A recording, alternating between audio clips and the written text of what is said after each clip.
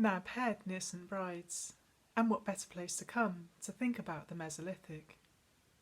Here, 10,000 years ago, sea levels were much lower. Nab Head wasn't a sea cliff, but a hillside with a view overlooking a low-lying coastal plain. Instead of spotting seals, we might have glimpsed bears, deer, or aurochs in the distance. My name is Rhowan Alleyne. I'm an interpretation officer at Pembrokeshire Coast National Park Authority. I'm going to talk about a project that I began working on with our community archaeologist Thomas Jones last autumn. Thomas and I put our heads together to redevelop the archaeology display at Awdurdod Park, the National Park's Discovery Centre and Gallery in St David's.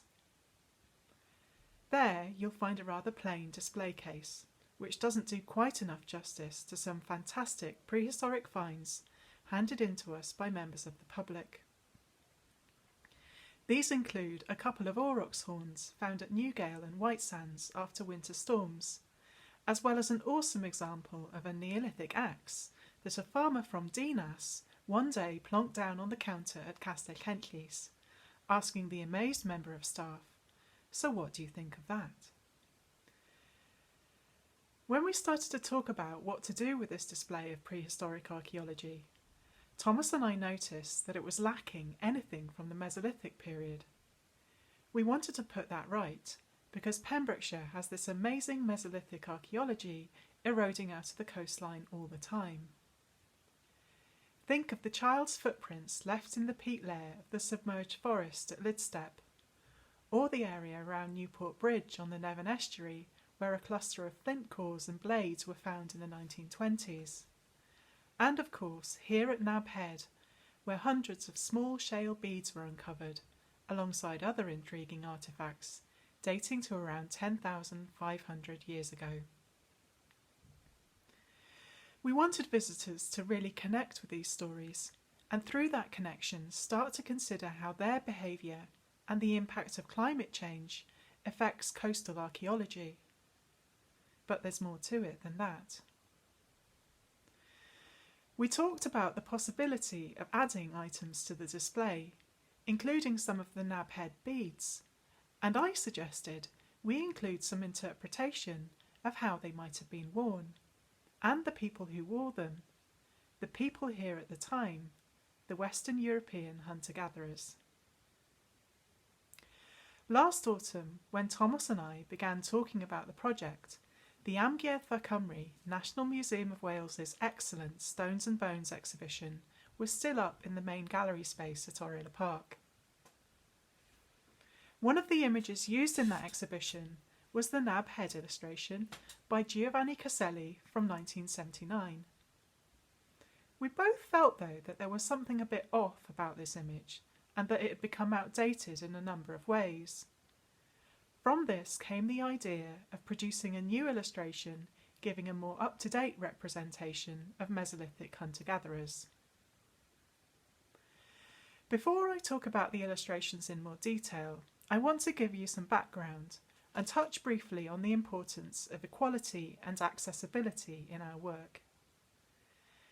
As a heritage interpreter, I believe passionately that the stories we tell about the past and the ways we tell them are of vital significance to the well-being of our communities here, to our futures, and to the wider world.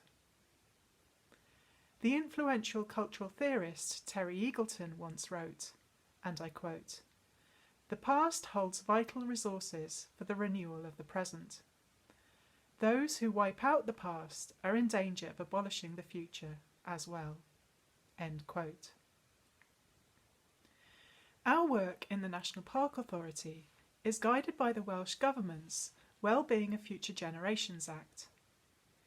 This gives us a duty to embed equality throughout our work, and the arrows in this graphic show the link between equality and all our other management goals for culture and heritage, for sustainability, prosperity, health and well-being, global responsibility, communities, and so on.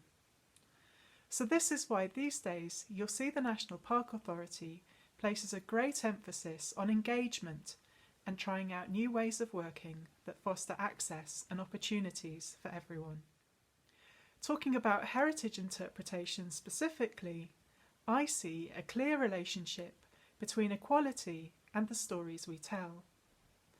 And there is a link in that to the growing movement to decolonise the culture and heritage sector, which coincidentally has greatly accelerated with global events this year. Because decolonisation is a term usually used to refer to undoing colonisation by European empires around the world, which postdates the Mesolithic quite significantly, I have been asking myself if, why, or should I apply the term decolonisation to our interpretation of the Mesolithic.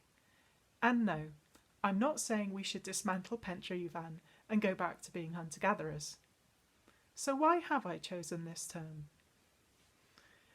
Well, colonial ideas have often shaped our understanding of the past, and, I'm about to argue, they shaped how Western European hunter-gatherers were represented in modern times. And I'm not just talking about these guys. Although the term decolonisation means the undoing of colonialism, it also often refers to confronting the ways of thinking that gave colonialism its power, ways of thinking that are still present in our society and institutions today. Frantz Fanon, a seminal voice in decolonisation in the 1960s, wrote, and I quote, "Imperialism leaves behind germs of rot which we must clinically detect and remove from our land, but from our minds as well." End quote. As Eleanor Newbigin, a history lecturer at SOAS in London, claims, and I quote, "European colonial practice was built on racialised, gendered hierarchies. European people, or to be precise, able-bodied, heterosexual white men, were held to be the most developed on the globe. They were the drivers of modernity and progress, while all others were the inert and docile recipients of their civilised dynamism. A decolonised history explores how these ideas emerged and continue to shape our understanding of not only the world under European empire, but also before that." End quote. Writing in The Ecologist, poet Louisa Joa Parker argues that the decolonisation of the museum sector, and I quote, "can be viewed as part of a wider movement to dismantle old, oppressive systems and tell a wide range of counter-stories, those of working class people, women, black, Asian and minority ethnic people, LGBTQ people, and people with disabilities." End quote. So, decolonising culture can be seen as more than returning the Elgin marbles to the Parthenon. It's also about confronting the colonial mindset that shapes cultural institutions. It's about rethinking how stories about the past are told, as well as how we make our cultural spaces more relevant and welcoming to diverse groups of people. In addition, Paul Gilroy, one of today's leading voices in decolonisation, has said, and I quote, "Decolonising does not mean forsaking the archives of knowledge built up here over centuries. It asks us to approach those treasured and error-strewn forms of knowledge in a new way. We are required to read them even more carefully, always mindful of the historical factors that formed them and eager to supplement them with other perspectives and commentaries. In particular, we want to present the colonisation of this planet as an important period that shaped the conditions in which we now find ourselves." End quote. Whilst the Western European hunter-gatherers who lived here until about 6,000 years ago may not have been directly affected by the days of empire, if I take the long view of it, to me, their story sits at the beginning of the colonial arc. They were the earliest people to return here after the last ice age, possibly the first people to use places like Nab Head, Carnllidi or Carningli to survey those estuaries and coastal plains that are now underwater, landscapes that undeniably had much greater biodiversity than we have today. Genetic research now shows that the shift to farming was likely to have been as a result of migration and colonisation by people with their roots in the Mediterranean, rather than a process of acculturation whereby hunter-gatherers adopted farming practices. It also tells us that Neolithic populations were later replaced by waves of migration and colonisation from Central Europe, a pattern that continues with the Romans, the Daci, the Normans, etc., which all led up to the age of the British Empire's expansion across the globe. Apologies for this somewhat sweeping and linear account. Significantly for us, though, our modern understanding of the Mesolithic, as seen in the 1979 Nab Head illustration, is a prime example of how the colonial mindset shaped how we view the past. But before I go into more detail, let me tell you a story about something that happened recently. It was the end of summer and I was sat with my mum on the beach at Poppet Sands when this bearded, athletic guy walks past. And Mum says, "That's wonderful to see. We never had that in my day." And here he is. Yes, that's right. He was carrying a baby strapped in a papoose. And what Mum meant was that you never used to see fathers carrying small infants around in her day.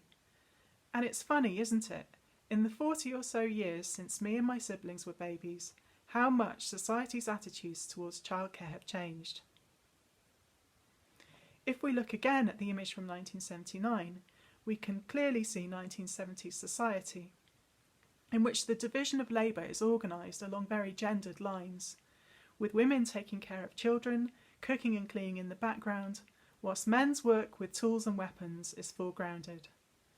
It's no wonder that feminism of the late 1960s and 70s viewed the female body as the first colonised territory.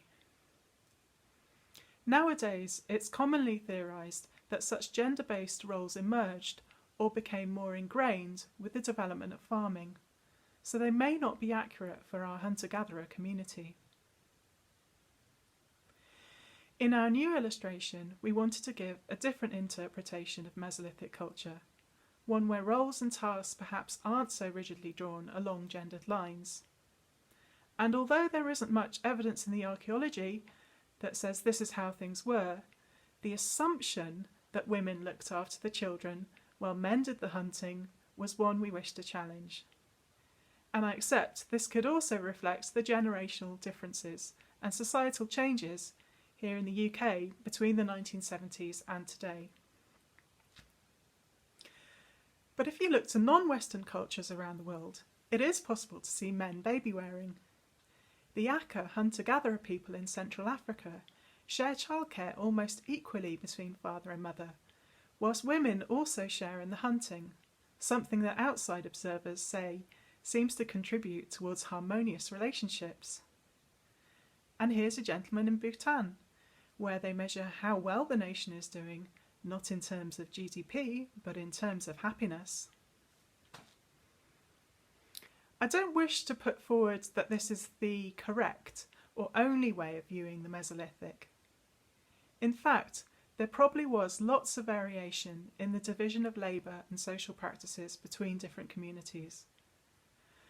Whether or not the hunter-gatherers were as egalitarian as perhaps I'd like to believe is unknowable, but that doesn't mean there isn't value in not falling back on the interpretations that seem to be common sense in the past, but were themselves never bias-free, especially if we aim to promote equality in today's society. Another difference between the Nab Head illustration of 1979 and our illustration of 2020 is how the people look. The 1979 version could be modern white Europeans. In our illustration, they have deliberately dark skin colour and, with the exception of the older woman, dark hair. This reflects a recent shift in scientific understanding of Western European hunter-gatherer genetics. Researchers studying the DNA of Cheddar Man, Britain's oldest nearly complete skeleton of a Mesolithic hunter-gatherer who lived around 10,000 years ago, found that he had the genetic markers of black or dark skin, blue eyes, and dark, wavy or curly hair. This finding is consistent with analysis of DNA taken from Western European hunter-gatherers elsewhere, such as this Swedish woman from 6,000 years ago, interpreted as a shaman by the sculptor who worked on the reconstruction, and a woman in Denmark 5,700 years ago whose DNA was extracted from a piece of birch bark gum that also revealed she had been eating duck and hazelnuts. When I first learnt about the Cheddar Man reconstruction, it was on Facebook, I'm afraid, and I remember being slightly aghast at some of the comments on the story, where people simply couldn't accept that their British ancestor wasn't white like them. I wish I'd had the foresight to take some screenshots to show you. The commentators' core beliefs had been shaken in a prime example of what Fanon refers to as cognitive dissonance. Nevertheless, for now at least, the science points towards a 75% likelihood that our hunter-gatherers had dark to black skin, challenging a previous assumption of whiteness that now appears rather colonial. I don't know about you, but I find this confluence of science and critical thinking quite exciting in the way it challenges us to reinterpret the past. Another big difference in these recent depictions when compared to the illustration from 1979 is that the recent examples consciously want the viewer to connect with the humanity of the people shown. In colonial practices, power was exerted over colonised peoples through dehumanisation in order to exert the superiority of the European race. In the 1979 example, the viewer is a detached observer. It is ethnographic. It fails to do anything to connect us emotionally. It is as if the creator didn't think the hunter-gatherers' personalities were developed enough to relate to each other or to us. So what happened to the Western European hunter-gatherers? We don't exactly know, but they form about 10% on average of the ancestry of British people without recent family history of immigration, although this ancestry probably comes via migrants to Britain in the Bronze Age and later on. Climate change, rising sea levels, biodiversity loss and disease carried by new arrivals from the continent might all have played a part in their disappearance in Neolithic Britain. If this is the case, never has their story been more relevant to today, what with the impact of COVID-19, climate change and biodiversity loss on people all over the world. What might I do differently next time round? Well, we should have thought about including a sling for the baby. I was pleased to work with a female illustrator, Jackie Chadwick, who came recommended to us by one of the curators at Amgueddfa Cymru National Museum of Wales, and who brought with her extensive experience of archaeological illustration, including some of the artefacts from Nab Head. Jackie brought a tremendous amount of energy, was great at listening to and accommodating our ideas, and was also willing to go away and do research of her own, making use of her professional networks. There was quite a bit of toing and froing between drafts. For example, when we felt the people in our version were looking too much like modern Europeans with brown skin, and Jackie adapted accordingly. But I have had a question lurking in the back of my mind about the fully white team working on the project, and wonder if we had employed an artist outside the institutional circuit, how the image might have turned out differently. Could it have been appropriate on this occasion to seek a person of colour to work with, for example? Of course, overall this project was such a tiny contribution towards the task of dismantling colonialism, and I'm sure that both as individuals and as organisations there are ways we can do more. What kinds of conversations do I imagine this illustration might spark in visitors to Awdurdod y Parc? I'd hope that they can connect with these people's humanity and see what they have in common. I'd hope that they take inspiration from a time when people's survival was so closely linked to the health of the ecosystems we are part of, and choose to live more sustainably today as a result. I'd hope they feel some pride. I hope it does something to help grow awareness of how Mesolithic hunter-gatherers looked, so that it becomes common knowledge. Then maybe one day we'll get to enjoy some new, more accurate pop cultural depictions of the Mesolithic. Lastly, I hope we in the heritage sector can continue to place equality at the heart of everything we do. Now there's a future worth looking forward to.